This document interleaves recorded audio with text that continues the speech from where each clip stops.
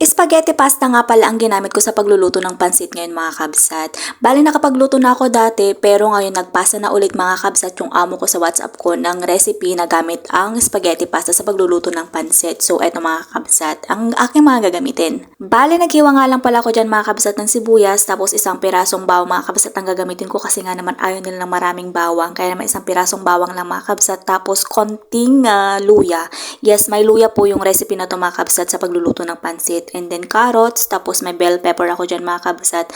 At wala akong cabbage ngayon dito mga kabsat. Wala kaming cabbage, kaya naman ang ginamit ko dito mga kabsat is lettuce. Okay lang din naman daw sabi ng amo ko mga kabsat. And one time nga pala mga kabsat, merong daladalang bihon yung amo ko mga kabsat. Kasi nga naman daw nakikita niya kami na nagluluto ng ganong pansit. So sabi niya, itry ko daw lutuin para kainin niya.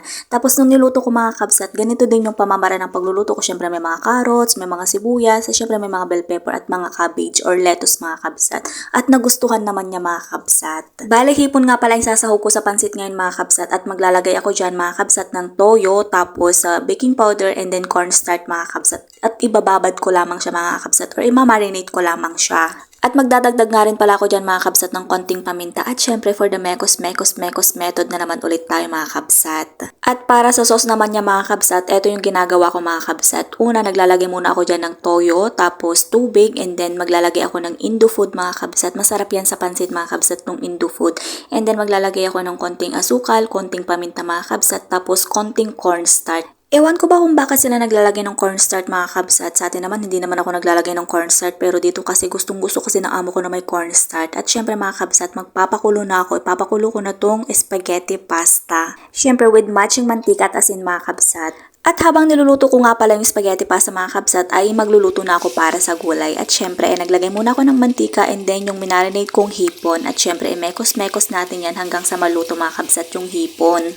Yung amoy nga pala ng hipon mga kabsat ay napakabango at perfect na perfect siya mga kabsat para sa pansit. At nung naluto na nga pala mga kabsat yung hipon ay hinango ko muna mga kabsat para igisa din yung bawang at saka yung luya.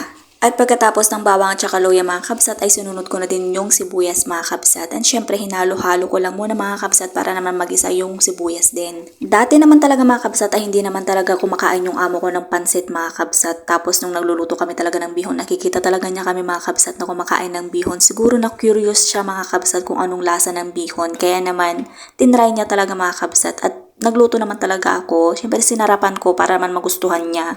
At hanggang ngayon mga kabsat ay gustong-gusto na niya talaga mga kabsat ang pansit kasi nga naman napakasarap daw ng pansit. At pagkatapos ko pala nagisa mga kabsat yung mga gulay ay ayan, binalik ko nga pala yung hipon mga kabsat at syempre hahalu-haluin ko din yan para naman lumasa yung hipon sa gulay mga kabsat. At syempre ilalagay ko na dyan mga kabsat yung ginawa kong sauce kanina mga kabsat, yung minix ko kanina. At syempre papakuluan ko lang yan mga kabsat at nagkuha lamang ako ng konting gulay dyan mga kabsat at konting pasta para naman para sa amin at titikman namin ng kasama ko. Mauuna na kaming tumikim ng kasama ko mga kabsat kasi nga naman baka maubusan pa kami. Kasi nga naman pag nagluluto ako ng pansit mga kabsat na uubos talaga kasi nga naman sarap na sarap sila sa mga niluluto ko mga kabsat. O diba? At ayan mga kabsat, yung sa kanila ayan minix ko na rin mga kabsat. Kasi nga naman parating na yung alaga ko mga kabsat, kailangan kasi matapos yung pagkain bago dumating yung alaga ko mga kabsat kasi nga naman magrereklamo talaga yun kapag hindi pa tapos. So ayan lang for today's video mga kabsat, thank you for watching at syempre pakishare na rin mga kabsat, thank you.